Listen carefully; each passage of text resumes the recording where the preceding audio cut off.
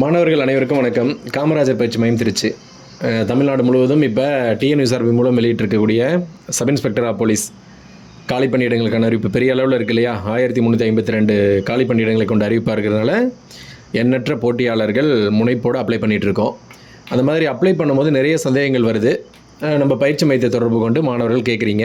அதில் ஒரு சந்தேகமான, அதாவது விளையாட்டு படிவம் ஃபார்ம் 3, ஃபார்ம் 2, ஃபார்ம் 1 இந்த சான்றிதழ்களின் தகுதி குறித்து, அதோட எலிஜிபிலிட்டி எப்படி அப்படின்றது குறித்து ஒரு பதிவு. ஒரு நிறைய மாணவர்களுக்கு வந்திருக்கிற சந்தேகம். அதாவது இப்போ இந்த 7%, 7% விளையாட்டு வீரர்களுக்கான ஒதுக்கீடின் கீழ் அப்ளை செய்யும் மாணவர்கள் நோட்டிஃபிகேஷன் வெளியிட்ட தேதி எப்போது 1/4/2025 1/4/2025க்கு முன்னர் 5 வருட காலத்துக்குள்ளே அந்த சான்றிதழ் வாங்கியிருக்கணும்.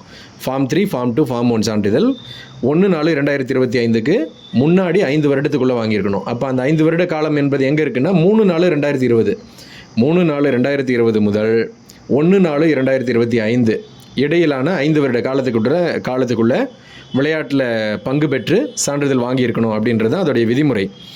நோட்டிஃபிகேஷன் என்ன கொடுத்துட்டாங்கன்னா, தமிழ் நோட்டிஃபிகேஷனில் தமிழில் அறிவிக்கை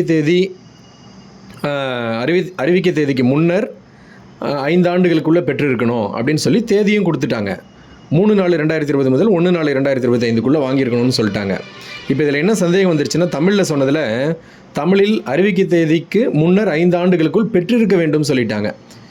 விளையாட்டில் கலந்து கொண்டு ஃபார்ம் 3, ஃபார்ம் 2, ஃபார்ம் 1 பெற்றிருக்க வேண்டும் அப்படின்றது சொல்கிறதுக்கு பதிலாக பெற்றிருக்க வேண்டும் சொன்னதுனால இப்போ இந்த வருடம் 2025 நிறைய மாணவர்கள் ஃபார்ம் 3 பல்கலைக்கழகங்களுக்கு இடையிலான விளையாட்டு போட்டிகளில் கலந்துக்கிட்டு ஃபார்ம் 3 வாங்கியிருக்காங்க. இப்போ அந்த மாணவர்களுக்கு எல்லாருக்குமே நோட்டிஃபிகேஷன் வெளிவந்த அப்புறம் என்ன பண்ணுறாங்க, காலேஜில் போய் சர்டிஃபிகேட் கேட்குறாங்க, ஸ்போர்ட்ஸ் சர்டிஃபிகேட்டு.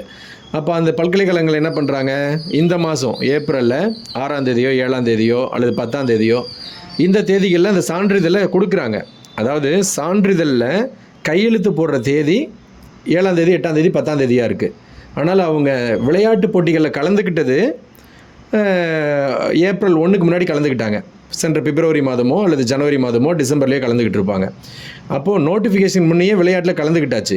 நீங்கள் இப்போ இங்கே இந்த சந்தேகத்தை எப்படி சார் எங்களுக்கு சான்றிதழ் வழங்கிய தேதி நாங்கள் கணக்கில் எடுத்துக்கிட்டோமா, கலந்துக்கிட்ட தேதி கணக்கில் எடுத்துக்கணும்னா, நீங்கள் இங்கிலீஷ் நோட்டிஃபிகேஷன் பார்த்தீங்கன்னா தெரியும், கிளியராக சொல்லியிருப்பாங்க.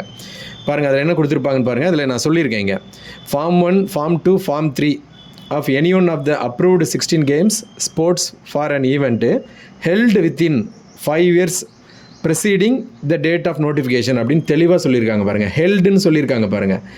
அதாவது இந்த நோட்டிஃபிகேஷன் வெளியான 3/4/2024 முதல் 1/4/2025க்குள் நடைபெற்ற விளையாட்டு போட்டிகளில் பல்கலைக்கழகங்களுக்கோ அல்லது ஃபார்ம் 3, ஃபார்ம் 2, ஃபார்ம் 1 அந்த விளையாட்டு போட்டிகளில் கலந்துக்கிட்டு சான்றிதழ் வாங்கியிருக்கணும் அப்படின்றது இங்கிலீஷ் நோட்டிஃபிகேஷன் உங்களுக்கு தெளிவாக இருக்கும்.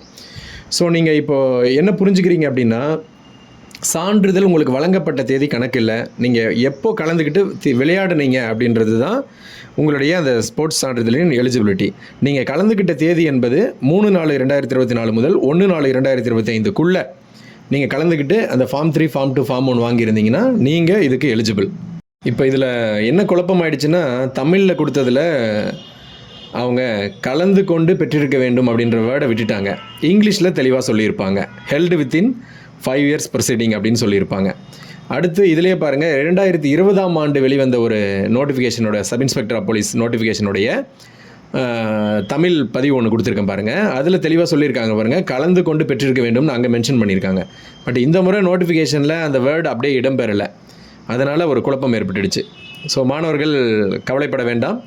நீங்கள் இந்த காலகட்டத்துக்குள்ளே, அதாவது 3/4/2020 முதல் 1/4/2025க்குள்ளே நடைபெற்ற விளையாட்டுகளில் கலந்து கொண்டு ஃபார்ம் 3, ஃபார்ம் 2, ஃபார்ம் 1 வாங்கியிருந்தீங்கன்னா இந்த சார்பாய்வாளர் தேர்வுக்கு எலிஜிபிள். மாணவர்கள் விண்ணப்பிக்கும் போது வேறு எதுவும் சந்தேகம் இருந்தால் அனைவருக்கும் பயன்படும் வகையில் அந்த சந்தேகத்திற்கான விளக்கம் தெரிவிக்கிறேன். மாணவர்கள் கமெண்ட்டில் சொல்லுங்கள்.